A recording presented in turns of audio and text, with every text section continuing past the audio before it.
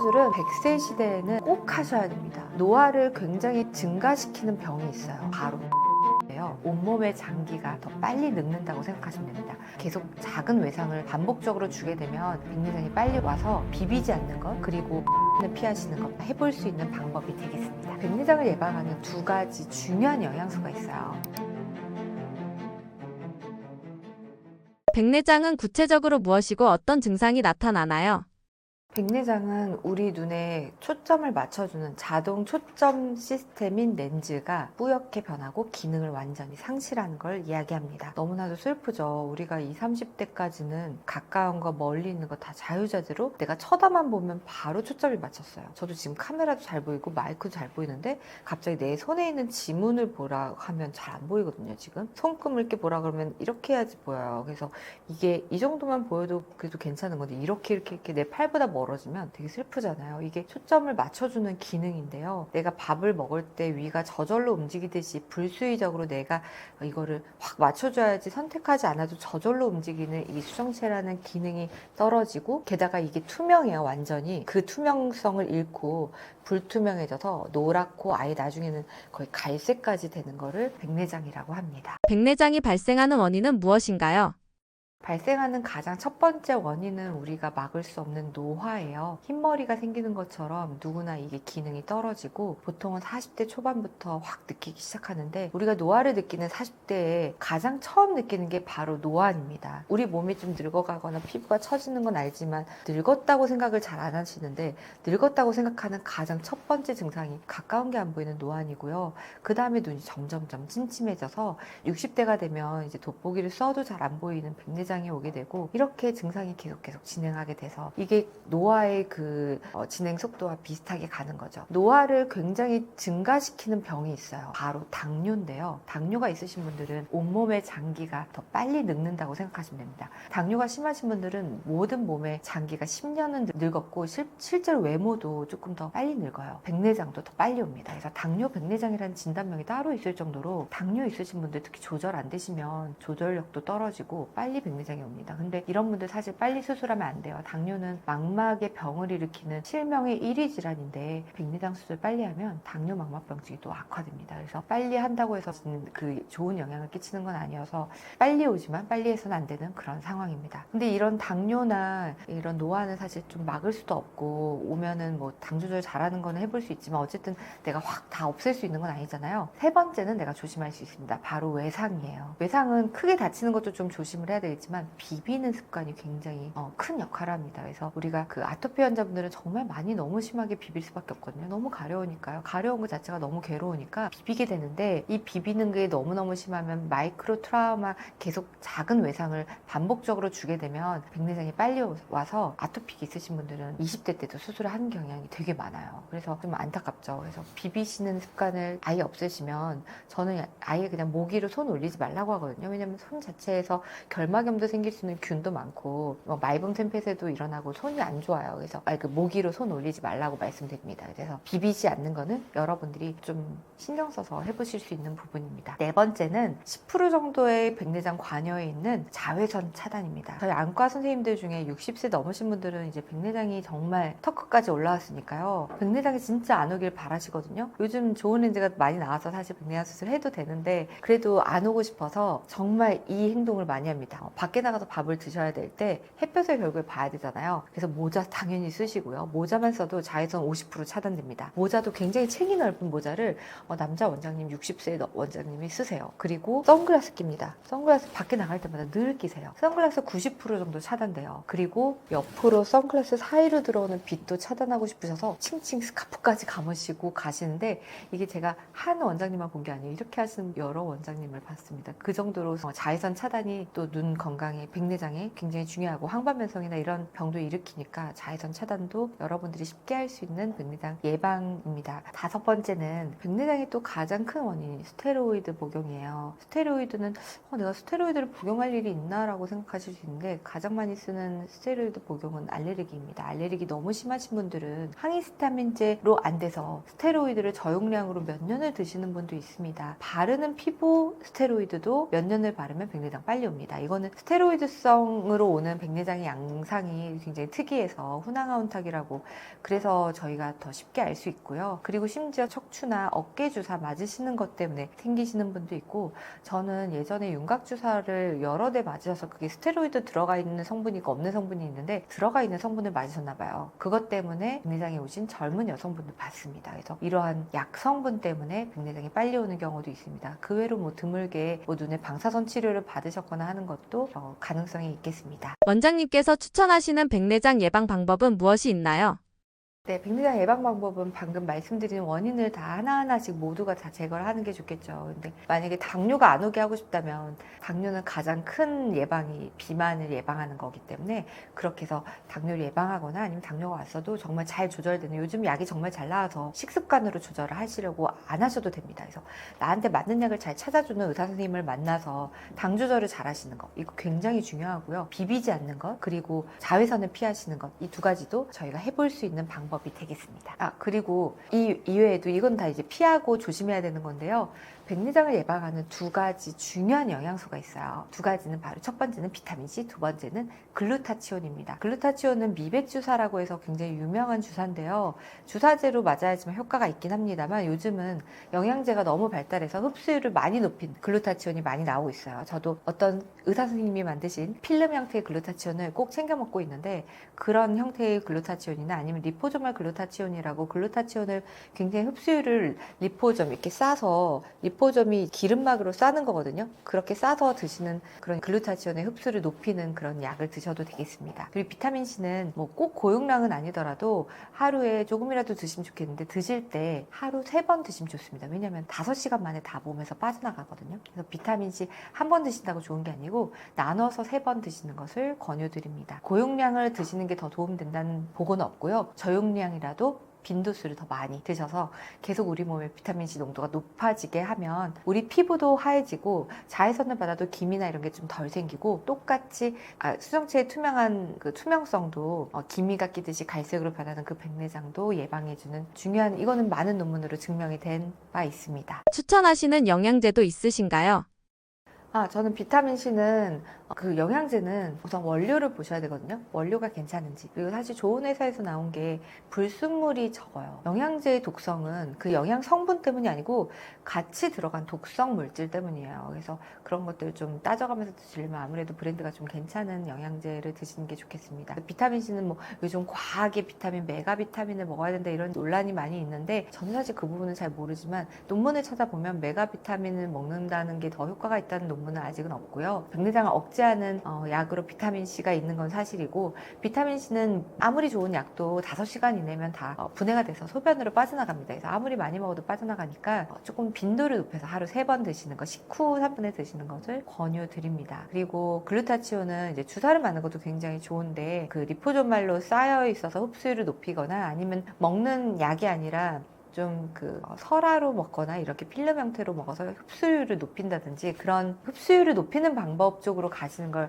권유드리고, 사실 글루타치온은 먹는 약으로 하는 게 아니라 우리 몸에서 운동을 열심히 해도 흡수율을 높이거든요. 글루타치온을 합성하는 데 도움이 되는 그런 운동이나 잠을 잘 주무시고 이런 것도 굉장히 중요하겠습니다. 백내장 수술을 꼭 해야 하는 건가요?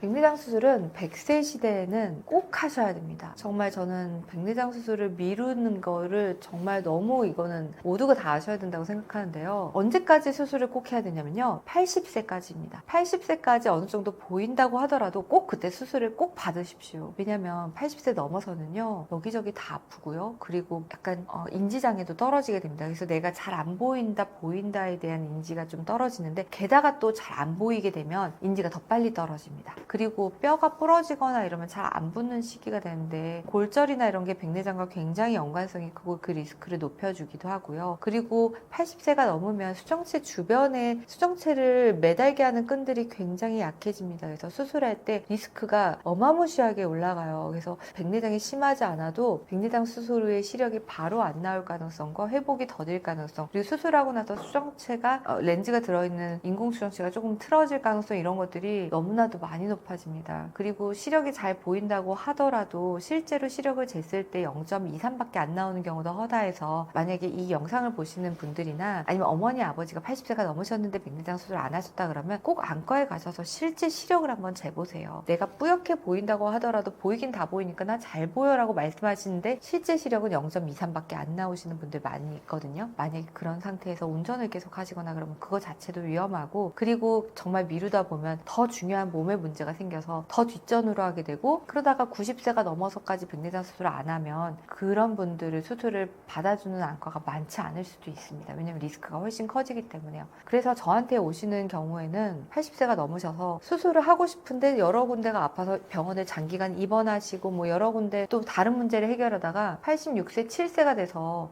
정말 시력이 0.1 이하로 떨어지고 내가 스스로 밥을 해먹는 것조차 힘들어져서 어쩔 수 없이 가족들이 모시고 오는 경우가 굉장히 저는 많이 봤습니다. 그럴 때에는 수술하고 시력도 최종 시력도 잘 안 나오는 경향이 있어요. 그래서 그렇게 되기 전까지 꼭 간단하게 10분이면 끝날 때에 수술을 하시는 것을 권유드립니다. 그런데 만약에 이 영상을 보시는 분이 그럼 80세 이전이라면 그럼 나는 언제 수술을 하면 좋을까라는 고민도 많이 하실 거예요. 저는 만약에 내가 일상생활에 불편감을 준다 그러면 해야 된다고 생각하는 사람인데요. 왜냐면 우리 인생이 그렇게 길지가 않잖아요. 짧은 인생도 잘 보고 아름다운 세상도 많이 보고 살아야 되는데, 그럼 그 기준이 어떻게 되냐면요, 야간 운전을 하기가 어려워진다, 그리고 영화관에서 영화 자막이 잘 안 보인다 그러면 수술을 하시길 권유드립니다. 이 두 가지가 이상이 있으면 그거는 수술을 하면 분명히 더 좋아지는 게 맞거든요. 그래서 이런 경우에 해당이 되면 야간 운전이 더 이상 힘들어진다 그러면 야간 운전을 포기하시는 게 아니라, 그게 만약 백내장 때문이라면 수술을 받으세요. 그럼 훨씬 만족스러운 제2의 인생을 사실 수 있겠습니다. 잘 모르지만 의외로 백내장을 가속화시키는 것에는 무엇이 있나요? 여러 가지가 있어요. 뭐 자외선을 계속 쐬는 바깥 활동을 많이 하시거나 야외 활동, 아니면 해상에서 배를 조종하시는 분이나 밖에 나와서 계속 일을 하시는 분들 백내장 굉장히 빨리 오고요. 그리고 눈을 계속 비비시거나 하는 행동도 빨리 옵니다. 그리고 요즘은 당뇨가 정말 폭발적으로 많이 늘고 있어요. 굉장히 많아서 50대 이상의 분들은 거의 15%, 20%가 거의 육박하게 당뇨가 많거든요. 그래서 당뇨가 너무 많은 게 이 백내장을 또 가속화시키는 굉장히 큰 원인이고, 당뇨 이전에 혈당 스파이크나 아니면 내당능 장애도 백내장을 굉장히 가속화시킵니다. 그래서 저속노화의 1인 1식이나 아니면 좀 혈당 스파이크를 낮추는 그런 식이 습관을 한다든지 운동을 하신다든지, 아니면 적어도 비만이 되지 않게만 하시더라도 백내장을 굉장히 낮출 수 있는 방법이라고 생각을 합니다. 백내장으로 고민 중이신 분들에게 해주고 싶으신 말씀 있으신가요? 백내장은 어떻게 보면 누구나 다 오는 질환이라서 질환이라고 하기는 어렵고 그냥 불편감을 느끼는 정도라고 하는데, 이젠 WHO에서는 노인이 되는 것도 노화도 질병이다라고 정의를 내렸거든요. 그래서 우리가 예전에는 그냥 죽고 사는 문제나 정말 악화되면은 완전히 기능을 떨어뜨리는 것만 질병이라고 했다면, 이제는 노화의 여러 가지 과정도 질병으로 바라보는 시대가 됐습니다. 그래서 백내장도 그냥 간과하지 마시고, 그냥 노안이 와서 노화가 와서 어쩔 수 없겠거니 하고 생각하지 마시고, 이걸로 인해서 나의 인생에 제약이 온다면, 예를 들어 책을 잘 보셨다가 더 이상 책을 나는 이제 못 읽겠다고 못 하시거나, 운전을 잘 하시고 여러 군데 잘 놀러 다니셨던 분들이 눈이 안 보여서 그냥 집에만 있게 되거나 이렇게 된다면, 그거는 정말 그냥 지체하지 마시고 수술을 받으셔서 제 인생을 다시 펼치실 수 있는 기회니까 꼭 제2의 인생을 펼치시는 기회를 용기를 내어서 잡으셨으면 좋겠습니다. 나이가 들면 무조건 노안이 생기는 건가요? 노안이 안 생겼으면 좋겠지만 나이가 들면 노안이 다 생깁니다. 흰머리처럼 막을 수가 없는 게 노안이죠. 물론 사람마다 그 속도는 다를 수가 있지만 누구나 다 100%, 100이면 100 다 온다고 보면 됩니다. 수술 없이 노안을 탈출할 수 있는 방법은 무엇이 있나요? 수술 없이 그냥 뭐 약으로나 생활 습관으로나 이렇게 노안을 탈출할 수 있는 방법은 사실은 아예 아직은 없습니다. 그래서 우리가 지금 피부나 뭐 몸의 장기나 이런 노화를 완전히 막을 수가 없듯이, 저속 노화로 가면은 좀 늦출 수는 있겠지만 아예 막을 수 있는 방법은 없고요.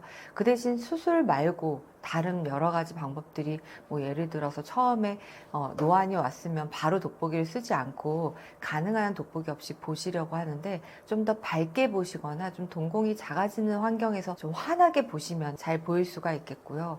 그 다음에는 이제 그래도 너무 안 보이면 그 다음에 보통은 돋보기를 이제 맞추게 됩니다. 그래서 돋보기를 정말 맞추기 싫더라도 어쩔 수 없이 안 보이니까 돋보기를 가지고라도 다니게 되시거든요. 그런데 이제 가지고 다니다가 결국에 그냥 안 보고 말지 하고 안 보시는 분도 있어요. 그런 분들을 위해서 노안 소프트 렌즈도 있어요.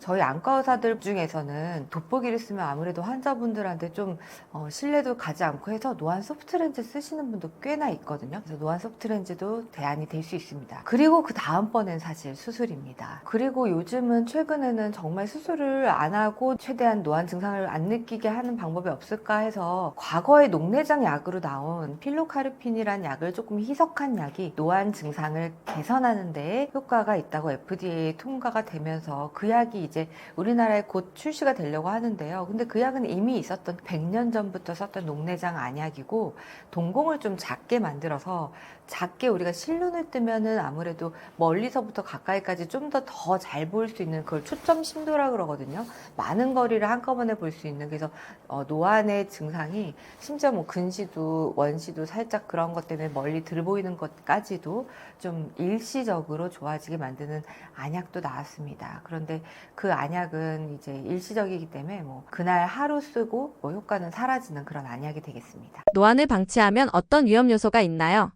노안은 사실 뭐 약물을 쓰거나 수술을 하는 것은 불편해서 내가 좋아지게 증상을 만드는 거지 사실 어쩔 수 없이 다 진행을 하거든요. 우리가 흰머리가 생기면 그거를 염색을 안 하면 그냥 흰머리가 되듯이 노안은 우리 눈에 초점을 맞춰주는 역할을 해요. 예를 들어 카메라로 가까운 걸 접사해서 찍으려고 하면 초점을 싹 맞춰주는 그런 자동 초점 시스템이 우리 눈에 있는데 그게 마치 내가 힘을 줘서 생기는 게 아니라 우리 밥을 먹으면 위가 저절로 움직이듯이 그렇게 불수의근이라 해서 내가 뭘 쳐다봤을 때 저절로 그게 초점이 맞춰주는 굉장히 신기한 자동적으로 맞춰주는 시스템이 있어요. 우리가 실제 카메라도 자동적으로 초점 맞춰주듯이 근데 그 시스템이 계속 기능이 떨어지고 60세가 되면 아예 제로가 되는 게 그 노안인데요. 그럼 이제 노안을 방치하게 되면 사실 방치할 수밖에 없어요. 방치 못하는 방법이 거의 없거든요. 뭐 약간 늦출 수는 있겠지만 거의 방법이 없어서 어쩔 수 없이 모든 환자분들이 60세가 되면 이제 조절력이 아예 제로가 되는 상태가 됩니다. 그러면 이제 나는 평생 가까운 거에서 멀리까지 자유자재로만 볼 줄 알았던 나이 20, 30대의 그 시력을 평생 이제 다시는 가질 수 없게 되는 거죠. 우리가 가까운 것만 들 보이는 게 아니라 움직이는 사물을 초점을 맞추는 것도 조절 기능인데요. 예를 들어 날아가는 야구공을 쭉 바라보는 것도 조절 기능입니다. 그렇다 보니까 40대부터 노안이 확확 느껴지고 그래서 40대 이후에는 반사신경도 떨어지지만 눈 때문에라도 그렇게 움직이는 동적 시력이 떨어져서 그런 스포츠의 그 실력이 좀 떨어질 수밖에 없는 그런 눈의 상태가 되는 거죠. 노화와 노안은 어떤 관계가 있나요? 노화는 사실 거의 같습니다. 그런데 조금 다른 점은 이제 노화는 정말 그냥 우리 몸 자체가 나이가 든 거잖아요. 피부나 뭐 여러 가지 흰머리나 이런 거부터 속안의 장기까지 소화도 좀 덜 되고 여러 가지가 이제 노화가 오는데요. 노화는 노화 때문만 오진 않습니다. 노화를 일으키는 주된 원인인 자외선이나 그냥 나이듦 때문에 오는 것도 있지만 우리가 그냥 단순하게 외상만으로도 노안이 빨리 올 수가 있어요. 눈을 비비거나 그런 현상도 노안을 빨리 오게 만들고요. 그리고 원래 고도근시가 심했던 분들은 노안이 사실 좀 더 빨리 옵니다. 그래서 이러한 다른 요인들까지 있으니까 어떻게 보면 노화가 진행하지 않은 30, 40대인데도 백내장을 진행하는 경우도 있습니다. 예를 들면 아토피 환자분들은 20대 때 이미 백내장이 오는 경우도 있거든요. 예를 들어서 스테로이드를 많이 쓰거나 이런 경우에도 노안이 빨리 급속도로 진행되고 눈의 노화가 백내장이 더 빨리 진행되는 경우도 있습니다. 흔히 노안과 착각하는 병이 있나요? 사실 우리가 노안은 누구나 오기 때문에 눈이 침침해지는 게 그냥 나이 때문이겠지 하고 방치하시면 안 되는 병들이 있습니다. 노안은 그냥 안 보이는 건데 그냥 안 보이는 거가 너무 비슷한 질병들은 너무나 많습니다. 예를 들어 좀 침침한데 그게 사실은 말기 녹내장이었다. 아니면 좀 덜 보이고 가운데가 뿌옇게 보이는데 알고 보니 병의 진행을 늦추는 치료를 안 하면 실명하는 황반변성이었다 이러면 단순히 노안 때문에 그냥 방치했던 내 눈이 사실은 엄청난 질환이고 이때 치료식을 놓치면 실명하거든요. 노화는 실명하는 게 아니에요. 그냥 멀리 잘 보이는 게 가까이도 갑자기 동시에 잘 보이지 않는 그런 조절장애를 얘기하는 거지, 돋보기를 쓰면 잘 보입니다. 그런데 다른 질환들은 돋보기를 쓰든 안경을 쓰든 안 보이게 되고, 심지어 치료식을 놓치면 녹내장은 완전히 실명할 수 있고, 황반변성도 제때 치료를 받지 않으면 실명하니까, 이러한 질환들을 꼭 감별할 수 있게, 내가 눈이 침침하다고 노안이라고 그냥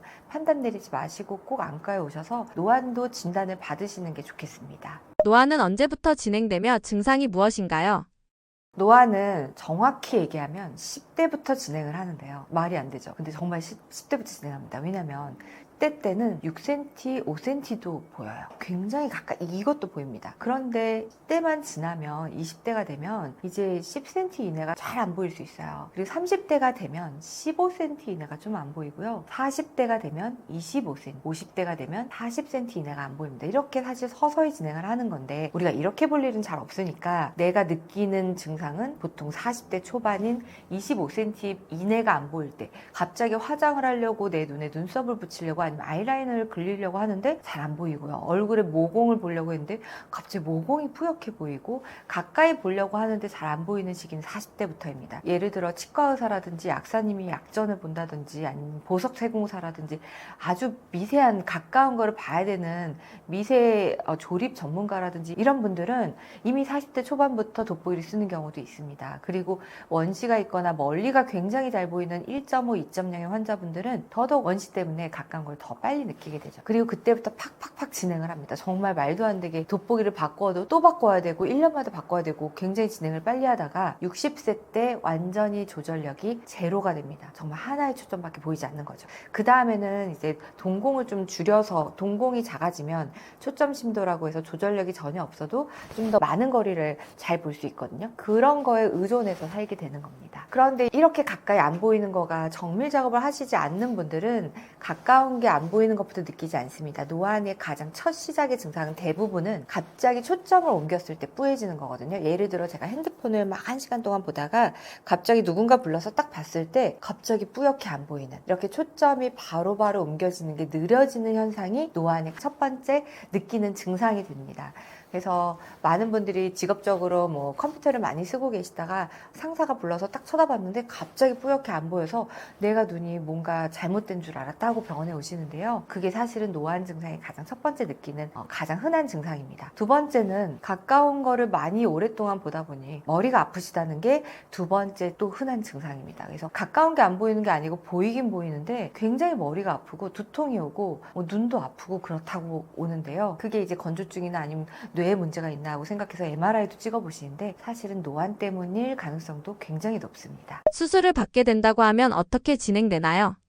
수술은 큰 틀에서 두 가지가 있는데요. 하나는 정말 노안을 원인을 일으키는 수정체를 아예 제거하고 노안 렌즈를 삽입하는 겁니다. 어떻게 보면 수정체를 제거하니까 예전에 했던 백내장 수술과 방식은 똑같은데요. 렌즈 자체를 노안까지 교정하는 다초점 렌즈가 들어가는 거고요. 이렇게 하면 평생 동안 내 눈의 시력이 이 상태에서 고정이 돼서 유지가 됩니다. 다초점 렌즈는 원거리, 멀리 보는 거, 중간거리, 가까운 게 다 보이는 렌즈고요. 그런데 모든 게 연속적으로 20대처럼 잘 보이는 것도 아니고, 만약에 이제 수술하고 나서도 가까운 게 막 20, 30cm까지 아주 정밀거리까지 잘 보이는 건 아니고 40대 후반 정도의 한 40cm에서 45cm 정도의 거리까지만 보입니다. 그 이내는 안 보이거든요. 그리고 중간거리도 살짝 빈 부분이 있어요. 뭐 60cm가 조금 덜 보인다든지 이런 부분이 있습니다. 그래서 노안 수술하면 20, 30대로 돌아가는 것보다는 40대 후반 정도로 돌아간다고 생각을 하시면 됩니다. 하지만 노안이 굉장히 불편하기 때문에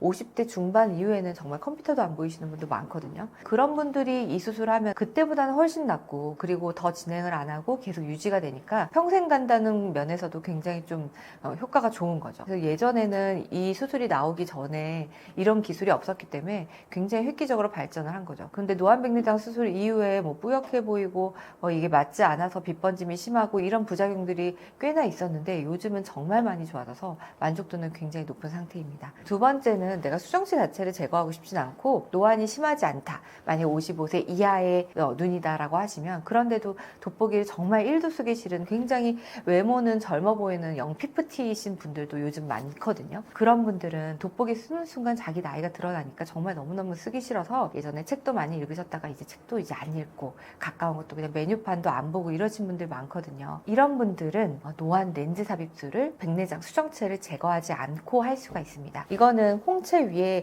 렌즈를 삽입하는 건데요. 이름은 RT 플러스라는 렌즈고요. 이 렌즈도 출시된 지가 많이 되지 않아서 지금 많이 알려지진 않았는데 결과는 굉장히 좋습니다. 그래서 저는 만약에 55세 이전이고 전혀 백내장이 없고 노안도 100% 진행한 상태가 아니라면 이 렌즈를 더 먼저 권유드리는 편이고 만족도는 매우 높습니다. 바로 회복이 가능한가요?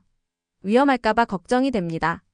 네, 안과 수술은 대부분은 수정체 수술이나 이런 라식라섹 수술들은 다 10분 이내로 거의 끝나서 생각보다 간단하고요. 그리고 수술하고 다음날 바로 효과가 거의 알게 됩니다. 그래서 일상생활도 다음날부터 바로 가능하시기 때문에 10분이면 끝나고 다음날 한번 보고 일상생활 가능한 어떻게 보면 그렇게 무섭지 않은 수술이죠. 그럼에도 또 노안은 거의 확실히 해결이 되거든요. 이 두 가지 수술로. 그래서 만족도도 매우 높고 많은 분들이 점점점 찾게 되는 그런 수술입니다. 노안이 걱정이신 분들에게 하고 싶으신 말씀 있으신가요?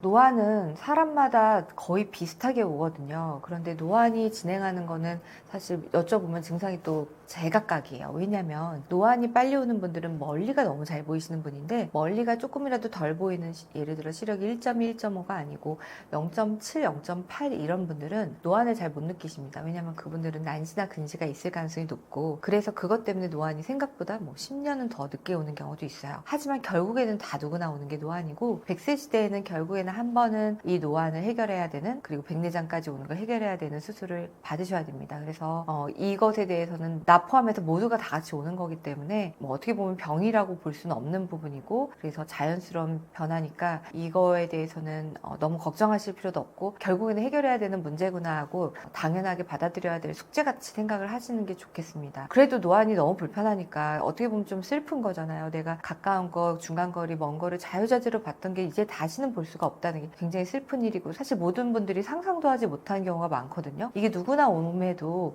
이게 왔다는 거를 막 이렇게 손쉽게 털어놓지 못하는 것 같아요. 그런데 이거는 나만 온 게 아니라 다른 분들도 다 오는 거라서 누구나 다 공평하게 오는 것이고 그래도 늦추고 싶은 마음은 너무나도 가득하실 겁니다. 요즘은 50대, 60대 분들도 핸드폰도 많이 보고 핸드폰이 너무 작은 글씨도 카카오톡 글씨나 이런 것도 너무 작잖아요. 그래서 너무나도 늦추고 싶으시다면 방법은 햇볕을 최대한 안 보고 여러 가지 방법이 있겠지만 영양제로는 제가 추천을 꼭 드리는 게 두 가지가 있어요. 늘 말씀드리는 게 비타민 C와 글루타치온이거든요. 비타민 C와 글루타치온은 피부의 미백에도 좋은 그런 영양제인데 똑같이 수정체도 원래 맑았던 투명했던 수정체의 단백질이 변성이 와서 피부에 있는 콜라겐처럼 수정체의 콜라겐도 기미가 끼듯이 갈색으로 변화하고 딱딱해지는 게 수정체의 비슷한 과정입니다. 그래서 이걸 잘 모르시는 분들이 있어서 오늘 이 영상을 보시는 분들은 정말 쉽게 이 노안을 좀 늦출 수 있는 방법은 비타민 C와 글루타치온을 좀 섭취하시면 도움이 되실 거라고 생각이 됩니다. 그리고 또 쉽게 우리가 노안이 또 늦게 오는 방법은 눈을 비비시는 게 굉장히 좋지 않은 습관이거든요. 백내장도 빨리 오고 백내장 수술할 때에도 그 수정체가 굉장히 약해서 렌즈가 틀어지거나 그럴 가능성도 높아지는 여러 가지로 많은 문제를 일으키는 행동입니다. 그런데 그걸 모르시는 분도 정말 많고 건조하다고 비비시거나 가렵다고 비비시거나 아니면 그런 게 아님에도 비비는 것 자체가 시원하고 심지어 눈에 좋을 것 같아서 비비시는 분도 많으세요. 그래서 절대 비비시면 안 된다는 것도 오늘 노안을 일으키는 주된 원인이기 때문에 그거에 대해서도 꼭 알아가셨으면 좋겠습니다. 안구 건조증을 일으키는 진짜 원인은 무엇인가요? 안구건조증의 원인을 요즘 여러분들이 정말 많이 아시더라고요. 안구건조증은 두 가지가 부족해서인데요. 하나는 물, 그리고 하나는 기름입니다. 근데 눈물은 그냥 물이 아니고 물, 기름, 점액 세 가지 층이 다 골고루 잘 있어야지 건강한 눈물이거든요. 그런데 이 세 가지 중에 한 개라도 부족하면은 눈물의 균형이 깨져요. 그래서 눈물 자체가 줄어서도 문제고 기름 자체가 줄어서도 문제가 됩니다. 그래서 눈물이 줄어드는 거를 수성층 결핍이라고 하고요. 그리고 기름이 줄어든 거를 이거를 증발형 안구 건조증이라고 합니다. 그래서 두 가지를 잘 원인을 파악해서, 근데 둘 다 있는 경우도 있거든요. 그래서 두 가지 원인을 파악해서 두 가지에 대한 치료를 하셔야 됩니다. 물이 부족한 경우와 어떻게 보면 우리 그 수분이 부족한 경우와 유분이 부족한 경우 같은 피부적인 질환과 비슷하죠. 그래서 두 가지의 원인이고, 수성층이 부족한 경우에는 나이도 굉장히 크고요. 여성 호르몬이 줄어드는 완경 이후의 여성분들도 많고, 잠을 잘 못 주무시는 그런 불면증 있으신 분들도 눈물이 90%까지 줄어든다고 되어 있고요. 눈 수술을 받으신 라식 라섹 아니면 뭐 스마일 수술이나 안내렌즈 삽입술, 백내장 수술 등 그런 눈 수술을 받으신 분들, 그리고 그냥 선천적으로 눈물이 좀 부족하신 분들, 알레르기 있으신 분들, 그리고 눈물을 좀 줄어들게 만드는 약들, 우울증 약이나 아니면 항히스타민제 그 알레르기 약이나 이런 것들을 사용하시는 분들은 눈물이 줄어듭니다. 그리고 반대로 기름이 줄어드는 것은 기름 자체가 줄어드는 게 아니고 기름샘이 막혀서 안 나오는 건데요. 기름샘은 마이봄샘이라고 해서 눈꺼풀의 위아래 30-40개 정도의 기름관이 있습니다. 그 관이 막혀서 이렇게 쭉 짜면 정말 치약처럼 쭉 나오는데, 치약처럼 나오는 것은 아예 안 나온다는 거랑 똑같아요. 원래는 기름이 쫙 하고 정말 식용유처럼 나와야 되거든요. 근데 버터처럼 굳어져 있으면 제가 깜빡일 때 이렇게 딱 눈을 짜주는 힘으로만 나와야 되는데 절대 안 나와요. 그러면 눈물막이 기름칠이 안 돼 있으니까 눈도 좀 반짝반짝하지 않고 퀭해 보이기도 하고요. 눈물이 쉽게 메마릅니다. 기름칠이 돼 있으면은 잘 안 메마르거든요. 공기 중에 잘 증발이 안 돼요. 그런데 기름칠이 없으면 증발이 잘 됩니다. 그래서 증발형 안구건조증이라는 용어가 붙었습니다. 예전에는 이런 분류가 없었는데, 제가 이제 전공의 시절에 그 분류가 처음 생겼고, 그 다음에 이게 서서히 알려지게 되면서, 그래서 뭐 IPL 치료라든지 눈꺼풀염 치료라든지 이런 것들이 안구건조증 치료로 나오게 되었고, 실제 통계적으로는 두 개가 같이 있는 분들이 제일 많았고요. 그리고 눈꺼풀염을 동반하는 경우가 70%까지 있다고 보고된 바도 있어서 두 개가 같이 있는 경우가 굉장히 많이 있습니다. 건조할 때 인공 눈물을 넣으라고 하는데 효과가 있는 건가요?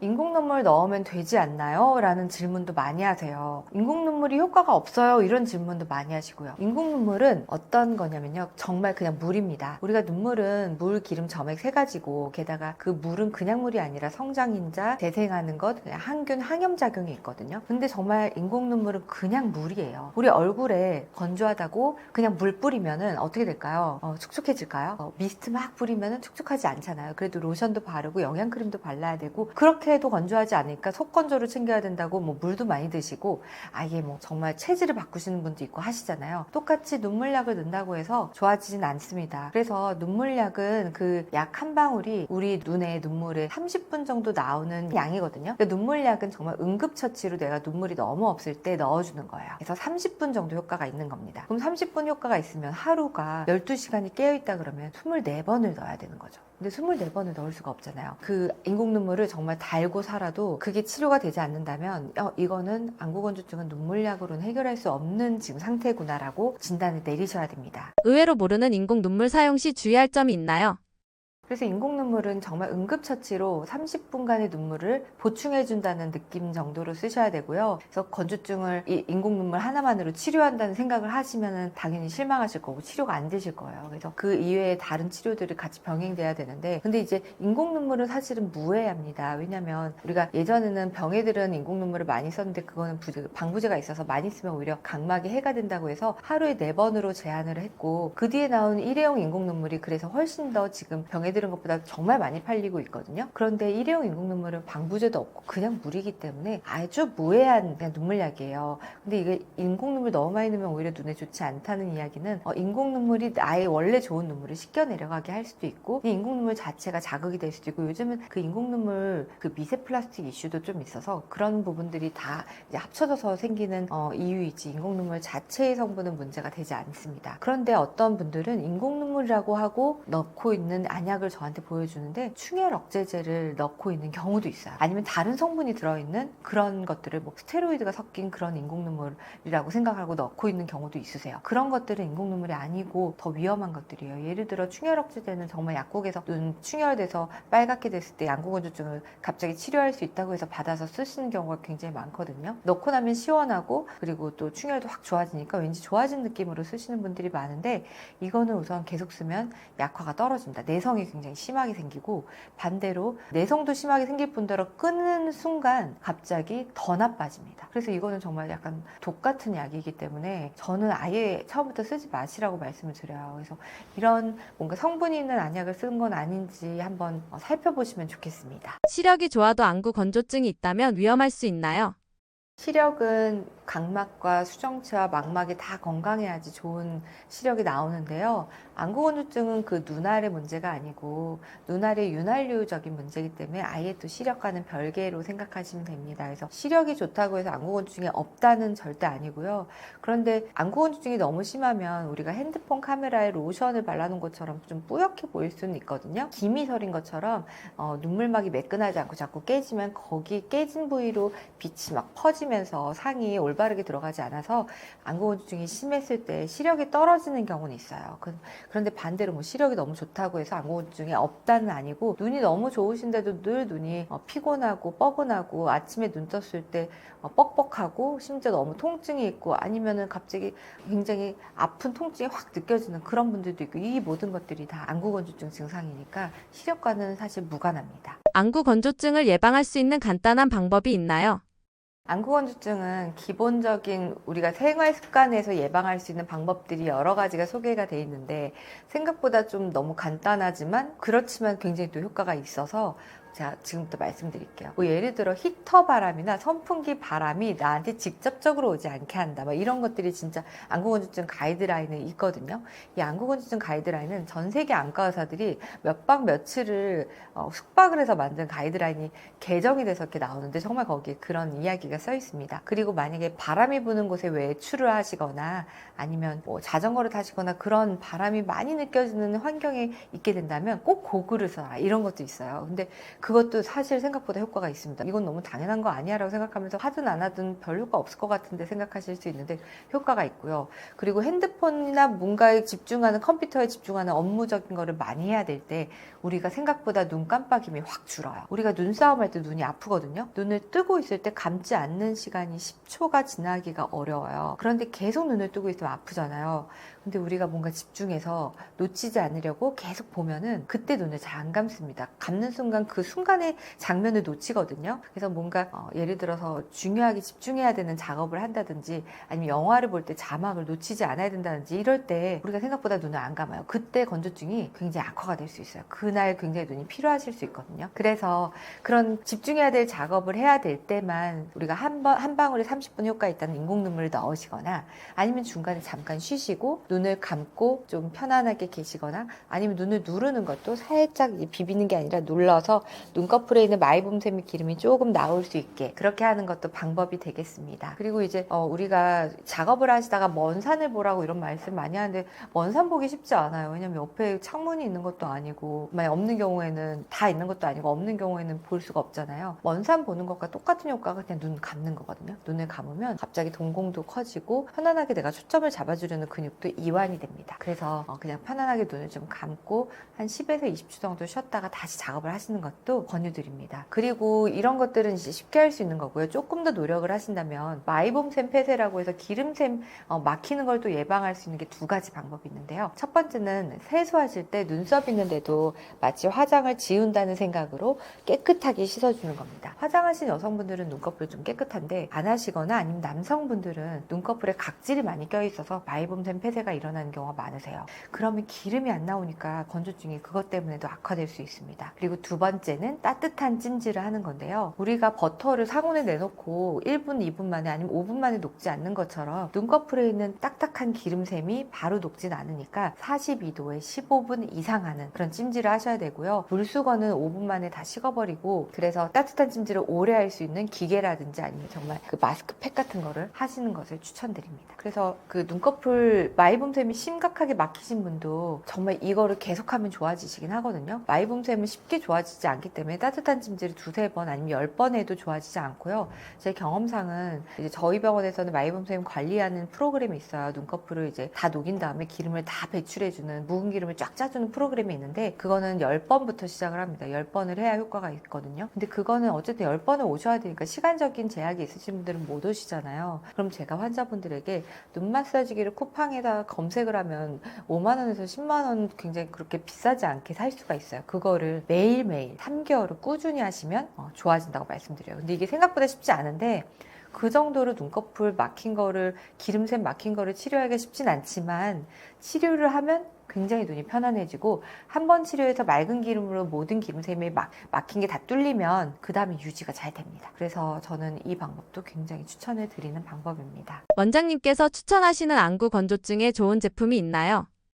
제품은 우선 간단하게 1단계는 인공 눈물 그냥 사용하는 거예요. 하루 종일 건조하지 않다. 그냥 내가 잠을 잘 못 잔 날만 건조하거나 많이 업무량이 많았을 때만 건조하시다 그러면 그때만 인공 눈물 넣으시라고, 기본적인 첫 번째 치료는 인공 눈물이고요. 두 번째는 이제 안구 건조증 치료제 안약으로 넘어가는 거예요. 치료제 안약은 요즘은 두 가지가 있는데, 하나는 염증을 줄여주는 사이클로스포린 계열, 레스타시스부터 그 제네릭 제품들이 굉장히 많거든요. 그 제품을 쓰는 것과, 또 하나는 눈에 있는 점액을 늘려서, 우리가 눈물이 물, 기름, 점액인데 점액을 늘리는, 마치 위 점막 보호를 하듯이 눈도 점막을 보호하는 그런 점액을 늘려주는 약을 쓰는 게 있습니다. 그 디쿠아스부터 요즘은 더 많은 제네릭들이 많이 나와 있어요. 그래서 그 두 가지 안구 건조증 치료제를 쓰는 거고요. 세 번째는 기름 성분이 들어있는 눈물 연고를 쓰는 방법입니다. 이것도 기름 성분과 물 성분이 약간의 이제 겔처럼 들어있어서 조금 끈적거리는, 우리 마치 얼굴에 미스트만 뿌리는 게 아니라 스킨로션에 로션 그런 것들을 바르는 것처럼 눈에다 바르는 건데, 이거는 낮에 바르면은 아무래도 시력이 좀 뿌옇게 보이니까 밤에 바르시거나, 아니면 너무 건조하시면 낮에도 바르시는 분도 있고, 이렇게까지 하면 건조증이 많이 좋아지시고요. 그 다음에 마이봄샘 치료 때문에 눈꺼풀 각질을 닦아내는 세정제도 사용해 보실 수 있습니다. 세정제는 뭐 블레파졸부터 데모덱스를 제거하는 오큐소프트라든지 아니면 여러 가지 제품들이 많이 있습니다. 그래서 저도 이 제품을 좀 더 쉽게 사용할 수 있도록 스킨 솜에 묻혀서 눈꺼풀 닦아내는 그런 제품을 하나 개인적으로 만들었었는데요. 거기서 가장 중요한 성분은 티트리 오일입니다. 우리 눈꺼풀에 있는 진드기가 살고 있는 게 마이봄샘을 막는 아주 큰 또 원인이기 때문에, 진드기를 제거하는 티트리 오일이 들어있는 성분의 눈 세정제를 쓰시면 좋겠습니다. 그리고 다섯 번째는 눈꺼풀 기름에 효과가 있다는 오메가3인데요. 이거는 오메가3가 염증도 줄여주고 눈꺼풀 기름 성분도 좀 맑게 나오게 도와준다고 알려져 있어서 안구 건조증에 도움이 되겠습니다. 렌즈를 끼는 것도 안구 건조증을 유발하는 행위인가요? 렌즈는 안구 건조증이 심하신 분은 사실 렌즈를 끼면서 건조증을 치료하는 게 쉽지가 않을 정도로 굉장히 치명적입니다. 그래서 렌즈는 계속 물을 흡수해요. 가뜩이나 내 눈물이 적은데 계속 물을 흡수해야지 말랑말랑함을 유지하고, 간혹 렌즈 빼다가 렌즈가 잘 안 나오고 딱 달라붙는 경우가 있는데, 그거는 정말 눈물이 너무 없어서 완전히 경화된 상태예요. 렌즈 빼고 그냥 우리 상온에 두면요 10분 만에 완전히 딱딱해집니다. 그래서 물을 계속 머금고 있어야 되거든요. 우리 눈의 눈물을 뺏어가는 그런 물질인 거죠. 그런데 이 렌즈를 끼고 건조하다? 그러시면은 차라리 저는 수술을 하라고 말씀을 드립니다. 이게 건조증이 심해지면 내가 불편한 뿐이 아니라 안구의 충혈이 정말 만성적으로 일어나게 되거든요. 그래서 눈의 흰자가 깨끗하고 맑아야 되는데 빨개지고 이게 나중엔 치료가 되지가 않아요. 그럴 바에는 전 수술하라고 말씀드릴 정도로 렌즈는 정말 건조증의 치명타예요. 렌즈는 건조증만 치명타가 아니라 알레르기가 없는 사람한테 알레르기도 일으켜서 계속 눈곱이 나오게 만드는 원인입니다. 그리고 렌즈를 중단하고 수술을 하시면 수술 자체도 건조증이 생기는데, 그러면 나는 이미 건조증이 렌즈 때문에 있는데 더 건조해지지 않을까요? 라고 말씀을 하시는데, 정말 제가 본 환자분들의 100이면 100 렌즈 낀 것보다는 건조증이 덜합니다. 지금 라섹 수술한 게 렌즈 낀 것보다 훨씬 나으세요. 그리고 충혈도 좋아지시고, 그러니까 알레르기도 좋아지시고 하니까, 저는 이렇게 건조하신 분들은 그냥 렌즈를 더 이상 끼지 말고 차라리 수술을 하세요 라고 말씀드리고요. 그런데 나는 렌즈를 포기할 수 없다, 나는 선클렌즈 꼭 껴야 되겠다, 심지어 수술했는데도 선클렌즈 껴야 되겠다, 이러신 분들 많거든요. 라식 라섹 수술하고 선클렌즈 끼실 수 있어요. 그런데 너무 끼고 싶은데 건조하지 않고 싶어요 그러시면, 저는 이제 눈물약으로는 잘 안 되니까 굉장히 눈물을 촉촉하게 확 만들어주는 시술이 있습니다. 그게 누전폐쇄술이거든요. 그 누전폐쇄술은 위아래 다 막아놓으면 1년 중에 반년 정도는, 6개월은 굉장히 눈물 촉촉하게 유지할 수 있어요. 물론 6개월이 일시적이지만 6개월은 굉장히 또 긴 시간이라고 할 수 있어요. 1년에 2번 정도만 하면 되니까. 그렇게 좀 억지로 눈물을 좀 늘려가면서 렌즈를 끼시는 것을 좀 권유드리고 있습니다. 안구 건조증으로 힘들어하시는 분들을 위해 해주고 싶으신 말씀 있으신가요? 건조증을 치료하고 싶으면 내가 어떤 생활 습관을 바꿔야 되냐, 이런 질문도 많이 하시는데요. 사실 그 생활 습관이 굉장히 어려워요. 왜냐하면 물 하루에 2리터 이상 마시라고 하는데 2리터 굉장히 어렵거든요. 그래서 2리터를 500ml를 4번이나 마셔야 되는데 그게 생각보다 굉장히 어렵고, 또 굉장히 어려운 게 두 번째는 잠을 잘 자라는데, 환자분들에게 제가 잠 잘 주무세요, 이렇게 7시간은 주무셔야 됩니다 이렇게 말씀드리면 생각보다 그게 너무 어려운 것 같아요. 그래서 차라리 저는 안구건조증 치료를 누전폐쇄술이나 마이봄샘 관리를 하는 게 이런 생활습관 치료보다 오히려 더 쉬운 것 같습니다. 그리고 예전에는 비타민 A가 뭐 중요하다 이런 얘기도 많이 했지만, 우리가 선진국이 되고 나서 비타민 A가 부족하신 분은 없어요. 근데 간혹 간이 안 좋으신 분들은 비타민 A가 많지가 않거든요. 그런 분들한테서만 그런 섭취가 필요할 수는 있겠습니다. 그 안구건조증으로 고통받으시는 분들이 정말 많으세요. 삶의 질이 떨어지시고, 그런데 안과 가면 안약만 주고 별다른 치료가 없다고 하고, 이렇게 뭐 찾아보니까 눈꺼풀 좀 짜야 되고 눈꺼풀을 깨끗이 씻어라라고 해서 정말 열심히 씻어도 여전히 굉장히 뻑뻑하고 아프고 눈에 통증이 심해서 책도 못 읽겠고 일도 더 이상 못하겠다 이러신 분도 많거든요. 근데 그러신 분이면 안과에 오셔서 정말 간단하게 치료만 받으셔도 확 바로 좋아집니다. 그걸 모르시는 분들이 정말 너무너무 많아서 정말 오늘 여기서는 꼭 말씀드리고 싶어요. 인공눈물로도 잘 안 되고 생활습관으로도 안 되는 분들이라면 꼭 안과에 오셔서 딱 한 번의 치료로 굉장히 좋아지실 수가 있는데요.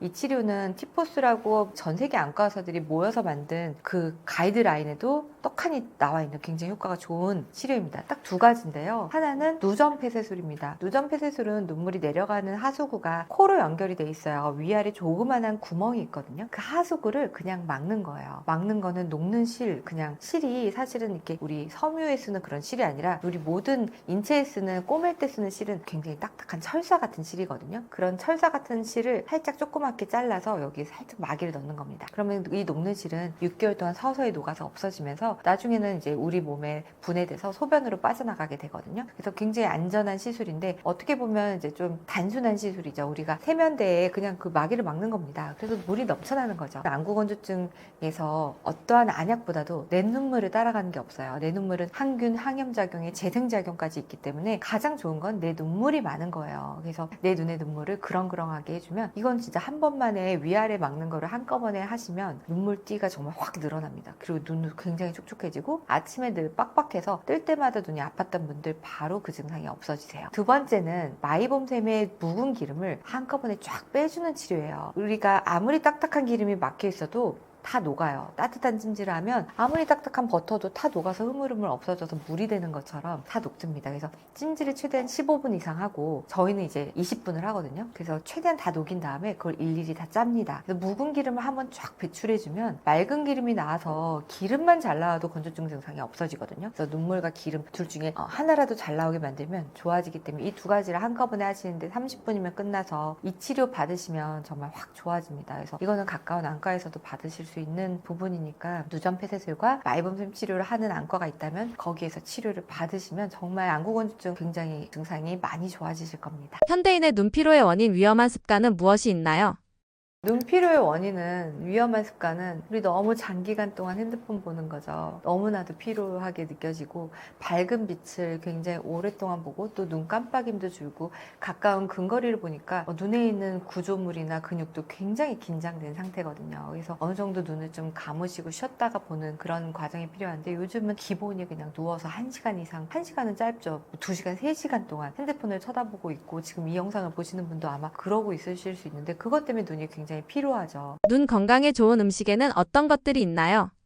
그런데 이렇게 필요한 것을 조금이라도 낮춰주는 음식이 없을까 되게 많이 궁금해하세요. 왜냐면은 핸드폰을 줄이는 것보다 먹는 걸로 좀 그거를 보완하는 게 더 쉬운 일이기 때문이긴 합니다. 그렇지만 정말 도움이 되는 거라면 먹는 게 좋겠죠. 우리가 가까운 걸 많이 보고 눈의 긴장도가 굉장히 높아졌을 때 피로를 확 풀어주는 음식이 있긴 있습니다. 그건 바로 여러분들이 많이 알고 있는 블루베리예요. 블루베리는 우리 눈의 근육을 이완시켜주고 눈에 있는 구조물들을 다 편안하게 만들어주면서 항산화 물질도 굉장히 강하고요. 그러다 보니까 녹내장의 리스크도 좀 더 줄여주고, 블루베리 자체가 항산화를 하니까 백내장도 좀 줄여줍니다. 그래서 블루베리가 눈에 좋다는 것은 정말 많은 연구들로 인해서 증명이 되어 왔어요. 그래서 블루베리와 비슷한 것이 아사이베리, 베리류 굉장히 많잖아요. 제가 또 블루베리와 비슷한 고지베리라는 게 우리나라와 중국에만 있는 게 있는데요. 그게 바로 구기자거든요. 구기자도 열매가 빨개요. 그 열매 자체를 먹지 못하지만 차로 우리가 많이 고소해서 달여 먹잖아요. 구기자 차도 굉장히 우리 눈을 눈을 편안하게 만드는 블루베리와 같은 항산화 물질이 굉장히 많이 들어 있습니다. 그래서 이런 베리류, 그리고 블루베리를 뭐 얼려서 먹거나 아니면 갈아서 먹거나 20알만 먹어도 효과가 있고, 구기자차도 하루에 한 잔 정도 드시면 굉장히 많은 항산화 물질이 담겨 있습니다. 원장님께서 추천하시는 눈 피로 해소 방법에는 무엇이 있나요? 우리가 정말 쉽게 할 수 있는 것은, 많은 문헌에는 멀리 보라고 되어 있는데 멀리 보는 거 쉽지 않아요. 현대인들은 다 그 좁은 공간에, 실내 공간에 있으니까 눈을 감으시면 됩니다. 눈을 10초라도 아니면 20초라도 중간중간 뭔가를 보시다가 감으시는 거 굉장히 눈의 피로가 많이 풀리거든요.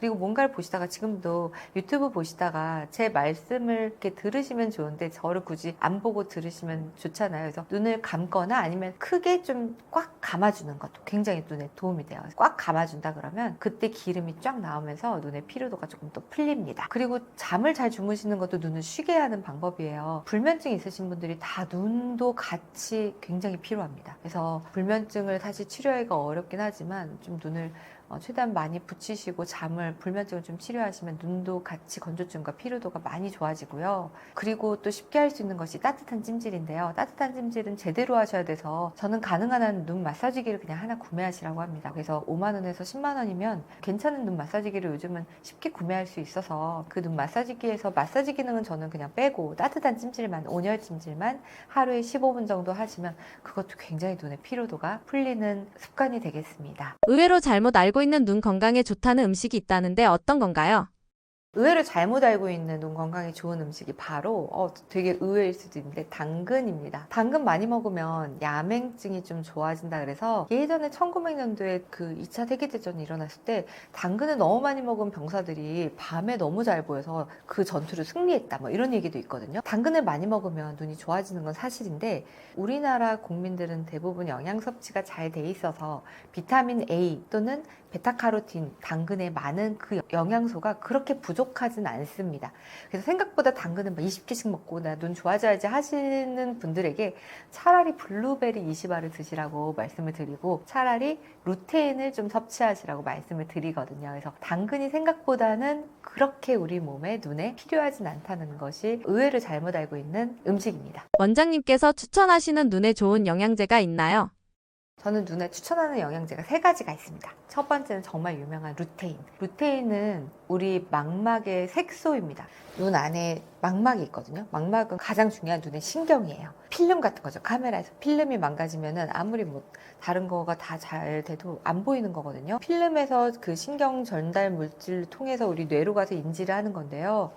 필름이 정말 망가지면, 신경은 한번 망가지면 복구가 안 됩니다. 수술로도 안 돼요. 백내장 수술로 인공수정체로 수정체를 대체하지만 망막은 아직까지 현대의학으로는 대체가 되지 않아요. 그런데 이 망막은 여러 가지 이유로 손상을 받는데, 그 손상을 막아주는 마치 선글라스 역할을 하는 색소가 있어요. 방패막 같은 거죠. 그 색소가 바로 루테인입니다. 뭐 루테인이나 지아잔틴, 이게 다 비슷한 색소, 아스타잔틴, 이게 다 색소예요. 그래서 뭐 지아잔틴은 황반 자체이고, 루테인은 그 주변의 망막이고 해서 뭐 지아잔틴이 더 중요하다 이런 얘기도 있지만, 지아잔틴, 루테인, 뭐 아스타잔틴 이런 것들이 결국에는 색소거든요. 그거를 많이 드시면 마치 손발이 노래지듯이 망막이 진짜 확 노래지는 게 진해집니다. 망막 색소가 진짜 진해진다는 논문들이 많이 있고요. 이것을 뭐 예를 들어서 루테인은 녹즙 에 많이 있거든요. 녹즙을 굉장히 과하게 20년간 드신 분이 망막이 굉장히 반짝반짝하고 진했다는 논문도 있을 정도인데, 이걸 루테인을 많이 먹으면 남용한다고 해서 눈에 문제가 되진 않는다고 되어 있으니까 루테인은 꼭 드시고요. 두 번째는 비타민 C입니다. 비타민 C는 정말 가볍게 우리가 쉽게 먹을 수 있고, 남용을 해도 다 소변으로 빠져나가니까 문제가 크게 되진 않거든요. 그래서 비타민 C를 드시면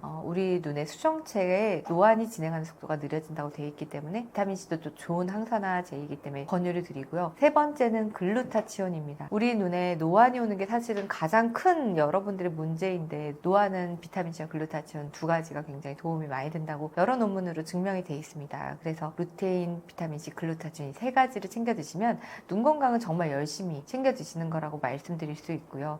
그리고 뭐 블루베리를 좀 더 가루로 만들어서 드신다든지, 아니면 블루베리 자체를 약으로 먹는다든지 하는 것도 좋습니다. 그래서 블루베리는 우리 눈에 그 근육을 이완시키고 혈류량을 증가시켜서 녹내장이나 눈의 피로도를 많이 줄여주고 항산화 작용도 있기 때문에 망막이 망가지거나 수정체가 나빠지는 것도 일부 영향이 있습니다. 그리고 블루베리를 대체할 것으로 구기자차도 드시면 좋겠습니다. 원장님께서 눈 건강을 위해서 꼭 지키고 계신 생활 습관 있으신가요?